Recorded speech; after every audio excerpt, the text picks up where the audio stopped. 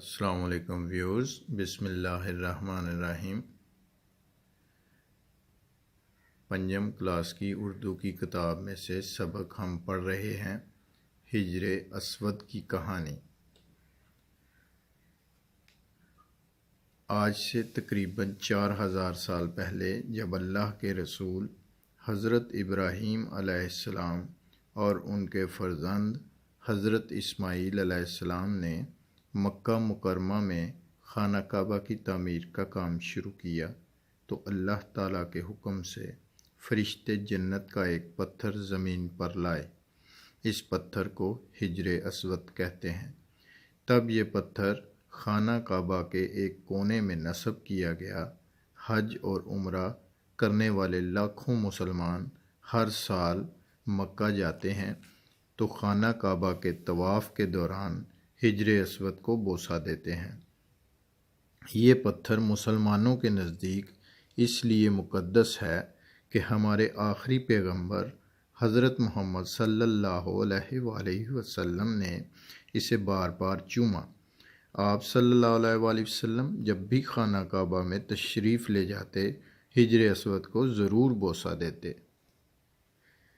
ایک سال مکہ میں شدید بارشیں ہوئیں، تب خانہ کعبہ کی دیواریں کچی تھیں۔ ان بارشوں سے خانہ کعبہ کی کچی دیواروں کو شدید نقصان پہنچا اور یہ کئی جگہ سے بیٹھ گئیں۔ قریش نے فیصلہ کیا کہ خانہ کعبہ کو نئے سرے سے تعمیر کر کے اس کی دیواریں مضبوط اور بلند کر دی جائیں۔ جب کعبے کی تعمیر ہو چکی تو حجر اسود کو دوبارہ اس مقام پر نصب کرنے کی باری آئی۔ حجر اسود چونکہ ہر قبیلے کے لوگوں کے لیے قابل احترام تھا، اس لیے ہر قبیلہ چاہتا تھا کہ حجر اسود کی دوبارہ تنصیب کی سعادت صرف اسی کو ملے۔ خدشہ تھا کہ اس معاملے پر قبائل کے درمیان کہیں جنگ نہ چھڑ جائے۔ آخرکار مکہ کے چند جہادیدہ بزرگوں نے فیصلہ سنایا کہ کل صبح سویرے جو شخص سب سے پہلے صحن کعبہ میں داخل ہوگا وہی حجر اسود کو اس مقام پر نصب کرے گا۔ اگلے روز خانہ کعبہ کے صحن میں سب سے پہلے ہمارے پیارے نبی حضرت محمد صلی اللہ علیہ وآلہ وسلم پہنچے۔ تب آپ صلی اللہ علیہ وآلہ وسلم کی عمر مبارک صرف 25 برس تھی اور آپ نے ابھی نبوت کا اعلان نہیں کیا تھا، لیکن اس کے باوجود مکہ کے لوگوں نے آپ کی سچائی اور ایمانداری کے قائل تھے اور وہ سب آپ کو صادق اور امین کے کہہ کر پکارتے تھے۔ خانہ کعبہ کے صحن میں آپ کی صبح سویرے آمد سے لڑائی جھگڑے کا خطرہ ٹل گیا تھا۔ لوگوں کو یقین تھا کہ اب یہ معاملہ نہایت خوش اسلوبی سے حل ہو جائے گا۔ آپ صلی اللہ علیہ وآلہ وسلم نے ایک چادر منگوائی، حجر اسود کو اپنے دست مبارک سے اٹھایا اور چادر پر رکھ دیا۔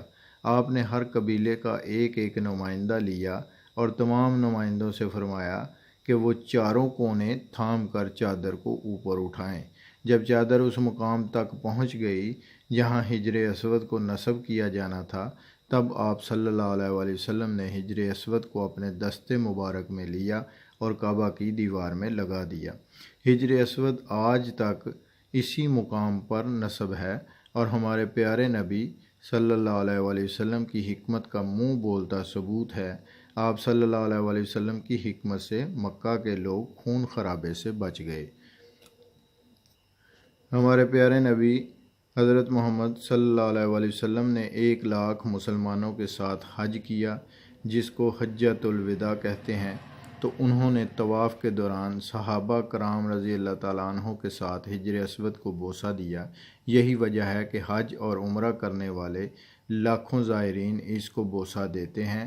اب تک اربوں مسلمان جنت کے اس پتھر کو بوسہ دے چکے ہیں اور سنت رسول کی پیروی کا یہ سلسلہ انشاءاللہ قیامت تک جاری رہے گا۔